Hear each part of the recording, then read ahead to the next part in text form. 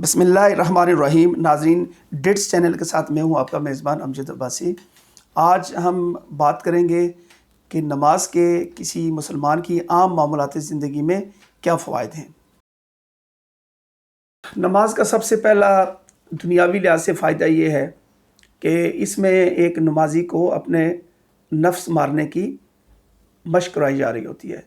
बिलख़ुसूस सर्दियों में जब हम सवेरे सुबह की नमाज के लिए उठते हैं तो ये आसान बात नहीं है।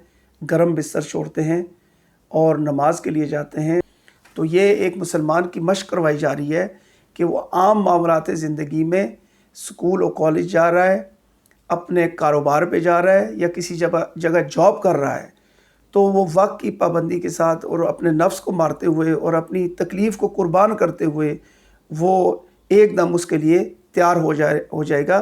तो नमाज के ज़रिए मुसलमान की ये मशक़ करवाएगी। दूसरा फ़ायदा ये है कि वज़ू के ज़रिए मुसलमान को तहारत सिखाई गई है, और सफाई को जिस तरह निस्फ़ ईमान कहा जाता है, नमाज में हम देखते हैं कि जिस्म के कोई ऐसा अज़ा नहीं है कि जिसको हम ना धोते हों, चाहे दांत, नाक, कान, हाथ, बाजू, गले का मसा, सर का मसा और पाँव, ये वो अज़ा हैं जो अक्सर आप देखते हैं कि ढांपे हुए नहीं होते। और बिलख़ुसूस आपने कोरोना में देखा कि बार बार हमें कहा जाता था कि आप अपने हाथ धोएं, तो एक मुसलमान 5 दफ़ा वज़ू करता है। तो लिहाजा वज़ू के ज़रिए मुसलमान को तहारत सिखाई गई और सफाई सिखाई गई। मुसलमान के लिए सफाई को निस्फ़ ईमान करार दिया गया है। लिहाजा नमाज के ज़रिए अगर एक नमाजी खुशू खुज़ू के साथ वज़ू करता है, मसवाक करता है, दांत साफ़ करता है, नाक साफ़ करता है, कान साफ़ करता है, तो ये उसको तहारत सिखाई गई है, क्योंकि मुसलमान कभी गंदा नहीं हो सकता। नमाज का तीसरा फ़ायदा जो है वो है कि नमाज के ज़रिए वक्त की पाबंदी सिखाई गई है। हम देखते हैं कि एक सही नमाजी वक्त की पाबंदी के साथ और तकबीर उला के साथ नमाज़ पढ़ने वाला नमाजी, असल में इसके ज़रिए ये मशक़ करानी मकसूद थी कि आप एक मखसूस वक्त पर एक जगह पहुँचें, तो नमाज के ज़रिए ये मशक़ होगी। ये नहीं हो सकता कि एक पक्का नमाजी अपने जॉब पे लेट जाए, अपने ऑफिस लेट जाए, चूँकि उसकी नमाज के ज़रिए मशक़ करवाई गई है कि वो वक्त की पाबंदी करेगा। चौथा फ़ायदा ये है कि इसमें नमाज के ज़रिए नज़्म ज़ब्त सिखाया जाता है। हम देखते हैं कि जैसे ही हम मस्जिद में जाते हैं, उलमा हज़रात, इमाम साहब हमें कहते हैं कि आप सफ़ू में खड़े हो जाएं, मिल के खड़े हों, कंधे के साथ कंधा हो, एड़ी के साथ एड़ी हो। बताना ये मकसूद था कि आप जब नमाज में मुसलमान खड़े हों तो वो इतने खूबसूरत लगे और इतना नज़्म ज़ब्त का मुज़ाहरा करें कि देखने वाला भी उनकी तारीफ़ करे, और ये नज़्म ज़ब्त वो लेकर आम ज़िंदगी में जाएं। जब आप किसी बैंक में खड़े हों तो किसी को बताने की ज़रूरत ना पड़े, चूँकि नमाज में आपके साथ कुछ सख्ती तो नहीं है, ना वहाँ पे पुलिस है या ना कोई आपका बॉस है जो आपको बता रहा है, ना कोई आपका अफसर है, बल्कि इमाम साहब हैं जिनका दुनियावी लिहाज से कोई ओहदा नहीं है, लेकिन वो जैसे ही कहते हैं मुसलमान सफ़बंदी कर लेते हैं। चूँकि मुसलमान नज़्म ज़ब्त के अलावा मुसलमान नहीं हो सकता, और नज़्म ज़ब्त जो है वो मुसलमान का ख़ासा है। अगला फ़ायदा ये है कि इसके ज़रिए हमें इत्तबा सिखाई जाती है। ये एक बहुत बड़ी सिफ़त है जो कि किसी भी मुसलमान में होनी चाहिए, किसी भी इंसान में, और ये कामयाबी का ज़ीना है। इत्तबा क्या है? इमाम साहब की जो अमल हैं उनसे आगे कोई अमल नहीं कर सकते। वो क़याम में है तो क़याम, रुकू में है तो रुकू, सजदा है तो सजदा, और ये नहीं हो सकता कि हम अपनी मर्ज़ी से पहले सलाम फेर लें। कोई एक्शन इमाम साहब से हमने पहले नहीं करना। दर हकीकत एक मुसलमान को नमाज के ज़रिए ये सिखाना मकसूद था कि आपने हर सूरत इत्तबा करनी है। आम ज़िंदगी में कि किसी शोबे में अगर एक अमीर चुन लिया जाए तो आपने हर सूरत उसकी इत्तबा करनी है। इमाम साहब की हमने दुनियावी लिहाज से कोई तालीम, कोई असब नसब, कोई ऐसा ओहदा नहीं देखना। ہم نے صرف ان کی اتباع کرنی ہے، اور مقصود یہ تھا کہ مسلمانوں کی یہ مشق کرائی جائے کہ ان میں یہ جو کسی کے تابع رہنے کی جو ایک صلاحیت ہے وہ پیدا ہو سکے۔ نماز کا اگلا فائدہ یہ ہے کہ اس کے ذریعے ہمیں مساوات سکھائی جاتی ہے۔ ہم دیکھیں اور آج بھی مسجد وہ جگہ ہے جہاں پر کبھی یہ نہیں ہوتا کہ ایک مزدور کام کرنے والا وقت پر آ گیا اور وہ اگلی صف میں چلا گیا تو کوئی دنیاوی لحاظ سے کوئی عہدہ یا امارت رکھنے والا شخص بعد میں آیا تو اسے کہا جائے نہیں آپ پہلے آ جائیں پہلی صف میں اور اس لیبر کو آخری صف میں۔ یہ نماز آج بھی واحد وہ جگہ ہے جو مساوات کا بہترین مذہب ہے۔ جو شخص وقت کی پابندی کرتے ہوئے پہلے پہنچ گیا اس کا حق پہلی صف میں ہے۔ لہٰذا نماز کے ذریعے ہمیں مساوات سکھائی جاتی ہے۔ پھر ایک صف میں جب ہم کھڑے ہوتے ہیں تو اکثر سننے میں آتا ہے کہ آپ کے درمیان کسی قسم کا کوئی فاصلہ نہ ہو، گیپ نہ ہو، آپ مل مل کے کھڑے ہوں۔ مقصود یہ تھا کہ وہاں پر جب ایک صف میں کھڑے ہو گئے تو محمود و ایاز ایک ہو گئے۔ دنیاوی لحاظ سے ہم نے عہدے نہیں دیکھنے۔ نمازی جو کھڑے ہوتے ہیں آپ دیکھتے ہیں کہ مختلف شعبہ زندگی سے تعلق رکھنے والے لوگ ہوتے ہیں، امیر بھی ہوتے ہیں، غریب بھی ہوتے ہیں، لیکن جب نماز میں کھڑے ہوتے ہیں تو وہ سب برابر ہوتے ہیں۔ مقصد یہ تھا کہ مسلمان کو سکھانا کہ کسی شخص کو کسی دیگر شخص پر کوئی فوقیت حاصل نہیں ہے، تو لہٰذا نماز اور ہمیں یہ مساوات سکھاتی ہے۔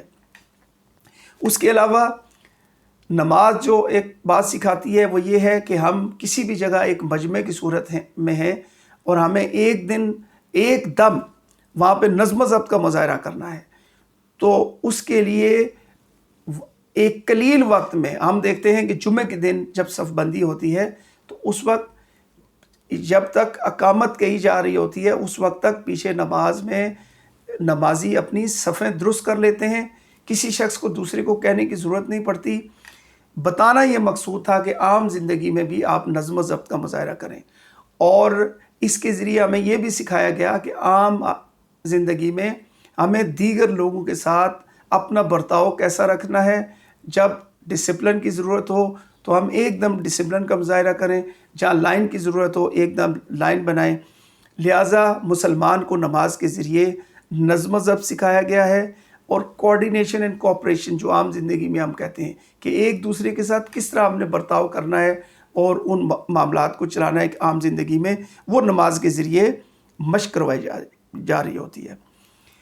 اگلا فائدہ جو نماز کا ہے وہ ہے کہ مسلمانوں کو شائستگی سکھانا۔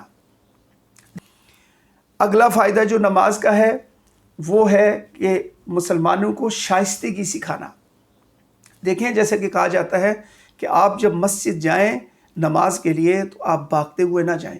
یہ نہ ہو کہ آپ بھاگ رہے ہوں، وضو کیا ہو، پانی گر رہا ہو، آپ بھاگتے ہوئے مسجد میں پہنچیں، وہاں پہنچ کر پھر یہ کہا جاتا ہے کہ صفیں نہیں پلانگنی آپ نے۔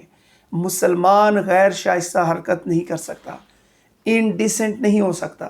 لہٰذا نماز کے ذریعے جو امام صاحب جب یہ کہہ رہے ہوتے ہیں تو بتانا یہ مقصود ہے کہ مسلمان کو دیکھ کر خوشی ہو، دیگر ادیان کے لوگ وہ خوش ہوں کہ مسلمان اتنے شائستہ ہیں۔ لہٰذا نماز کے ذریعے مسلمان کو شائستگی سکھائی گئی۔ اور نماز کا جو اگلا فائدہ ہے وہ یہ ہے کہ نماز اگر خشوع و خضوع کے ساتھ پڑھی جائے، یعنی اس کا قیام ایک جو مناسب وقت ہے آہستہ قرت کے ساتھ کیا جائے، اس کے بعد رکوع جس میں آپ کی کمر بالکل سیدھی ہو، اور رکوع کا ایک طریقہ ہے اگر اس طرح کیا جائے، اور اس کے بعد جو سجدہ ہے وہ خشوع و خضوع کے ساتھ لمبا سجدہ کیا جائے، تو یہ ایک مکمل ایکسرسائز ہے۔ ہم دیکھتے ہیں کہ جو آپ رکوع کرتے ہیں اس میں اگر آپ رکوع صحیح کریں اور لمبی دیر کریں تو آپ کا اعصابی تناؤ ختم ہو جاتا ہے، اور یہ جو کئی قسم کی نروز ہیں وہ اپنی جگہ پہ آ جاتی ہیں۔ لہٰذا یہ بہترین ایکسرسائز ہے۔ اسی طرح سجدے میں آپ اگر لمبی دیر سجدہ کرتے ہیں تو خون کا دورانیہ جو ہے وہ سر کی طرف تیز ہو جاتا ہے۔ تو جو ایکسرسائز کا کیا مقصد ہوتا ہے، وہ ایکسرسائز جو کرتے ہیں اس کا مقصد یہی ہے کہ آپ کا خون کا دورانیہ تھوڑا تیز ہو اور ان اعضاء کو کہ جن میں نارملی خون نہیں جاتا ان کو خون ملے، تو نماز کے ذریعے لمبے سجدے کے ذریعے سر جس میں عام حالات میں خون اس روانی کے ساتھ نہیں جا رہا ہوتا اس میں بھی جاتا ہے۔ اور ہم دیکھتے ہیں کہ نماز سے پہلے سستی ہوتی ہے، جیسے ہی ہم نماز پڑھتے ہیں انسان بالکل چست چاق و چوبند ہو جاتا ہے۔ یہ وجہ یہ ہے کہ نماز چونکہ ایک بہترین ایکسرسائز ہے۔ نماز کا اگلا فائدہ یہ ہے کہ ہمیں مسلمانوں کو دعوت دینے کی ضرورت نہیں پڑتی۔ کوئی بھی مسئلہ درپیش ہو جائے نماز کے بعد، چونکہ نماز میں اس محلے کی نمازی 5 دفعہ ایک دن میں اکٹھے ہوتے ہیں، لہٰذا نماز کے ذریعے ہمیں یہ موقع ہوتا ہے، ہمیں کسی کو دعوت نامہ نہیں بھیجنا پڑتا، اکٹھا نہیں کرنا پڑتا، اعلان نہیں کروانے پڑتے۔ 5 وقت کی نماز اپنے آپ میں ایک اعلان ہے۔ جب نمازی مسجد میں پہنچتے ہیں تو نماز کے بعد اگر اس علاقے میں کوئی ایسا مسئلہ ہے جو معاشرے میں ایک برائی ہے جو پھیل رہی ہے، اس پہ مشورہ ہو سکتا ہے۔ اس علاقے میں اگر کچھ فریقین کے درمیان کوئی ناراضگی ہے تو مرد وہاں پر بیٹھ کر اس پہ گفتگو شنید کر سکتے ہیں۔ اگر کسی رفائی کام کے لیے چندہ کرنا ہے تو اس معاملے میں ہم وہاں پہ بات کر سکتے ہیں۔ نماز میں جب کوئی نمازی نہیں آتا تو اس کی بیمار پرسی بھی وہاں پہ ہو جاتی ہے۔ لہٰذا نماز کے ذریعے مسلمانوں کو یہ چیزیں سکھائی جاتی ہیں۔ اور نماز کا ہم دیکھتے ہیں کہ آج کل یہ الیکٹرانک میڈیا، سوشل میڈیا، جب یہ میڈیاز نہیں تھے تو پیغام رسانی کا سب سے بڑا ذریعہ تھا نماز۔ نماز میں جب لوگ آتے ہیں تو آج بھی آپ دیکھ لیں کہ کسی ایک جگہ ہم جو بالخصوص جمعے کی نماز ہوتی ہے اور اس کے بعد سال کے بعد 2 عیدین بڑے پیمانے پہ، اور اس کے بعد پوری زندگی میں ایک جو حج کا اجتماع ہوتا ہے، تو مقصد یہ ہے کہ میسج پہنچانا۔ آج بھی کوئی ایسی جگہ نہیں ہے کہ جہاں اتنی خاموشی کے ساتھ لوگ کسی کا میسج سنیں۔ لہٰذا اگر ممبر کا صحیح استعمال کیا جائے تو پیغام رسانی کا یہ بہترین ذریعہ ہے۔ یہ جب سے نماز آئی ہے وہاں سے لے کر آج تک پیغام رسانی کا سب سے مؤثر اور آسان طریقہ ہے، اور دن میں اس کے لیے 5 مواقع ہوتے ہیں۔ اور ناظرین، جیسا کہ کہا جاتا ہے کہ جب آپ نماز کے لیے جائیں تو کوئی ایسی چیز نہ کھا کے جائیں کہ جو آپ کے منہ سے اس قسم کی بدبو آئے کہ جس سے ساتھ کھڑا نمازی وہ تنگ ہو جائے۔ مقصد یہ تھا کہ یہ مذہب ایک مسلمان کی یہ مشق کروا رہا ہے کہ اگر آپ کی سانس سے بھی دوسرے کو تکلیف پہنچے تو اس سے روکا جا رہا ہے، تو پھر ہاتھ اور پاؤں سے کسی کو تکلیف دینا تو بہت دور کی بات۔ تو لہٰذا مسلمان کو سکھایا گیا کہ آپ دوسرے مسلمانوں کے ساتھ اخلاق کے ساتھ پیش آئیں، کسی صورت ان کو تکلیف نہ پہنچائیں، حتیٰ کہ سانس کے ذریعے بھی تکلیف نہ پہنچائیں۔ تو ہاتھ، پاؤں، آواز اور دیگر طریقے جو ہیں وہ تو پھر دور کی بات رہ جاتی ہے۔ اتنی باریک بینی سے اگر مشق کروائی جائے تو یہ ایک بہترین مسلم معاشرہ پروان چڑھ سکتا ہے۔ یہی وجہ ہے کہ اسلام کے ابتدائی دور میں ہمارے پیارے نبی صلی اللہ علیہ وآلہ وسلم نے نماز کے ذریعے مسلمانوں کی تربیت کی، اور کفار ایک زمانے میں مجبور ہو گئے کہ یہ مسلمانوں میں اتنا اتحاد، ان میں اتنا نظم و ضبط، ان میں اتنی اتباع، ان میں اتنی طہارت، ان میں اتنی نفس کو مارنے کا جذبہ، ان میں اتنے جہاد کا جذبہ یہ کیسے آ گیا ہے؟ تو انہوں نے یہ اخذ کیا کہ یہ مسجد کے ذریعے جو مسلمانوں کی کردار سازی کی جا رہی ہے یہ اس کا نتیجہ ہے۔ تو انہوں نے بھی مجبور ہو کر انہوں نے مسجد کے طرز پر ایک ایسی اجتماع کے لیے اپنی جگہ بنائی، لیکن وہ کامیاب نہیں ہو سکے۔ تو ناظرین، اگر ہماری نماز صحیح ہوگی تو اس کے ذریعے دینی فائدے تو اور اخروی لحاظ سے تو بے شمار فائدے ہیں، لیکن میں نے اس ٹاپک میں کوشش کی ہے کہ وہ فائدے جو انسان کو عام زندگی میں جو نماز کے ذریعے جو مشق کروا کر جن امور سے فائدے ہوتے ہیں وہ آپ کے سامنے رکھے ہیں۔ امید ہے آپ کو یہ ویڈیو پسند آئے گی۔ آپ میرے چینل کو سبسکرائب کریں، اور آئندہ بھی ایسی معلوماتی ویڈیو حاصل کرنے کے لیے اس پہ بیل آئیکن کا بٹن اور اس پہ کومنٹ ضرور دیں۔ اجازت چاہتا ہوں، اللہ حافظ۔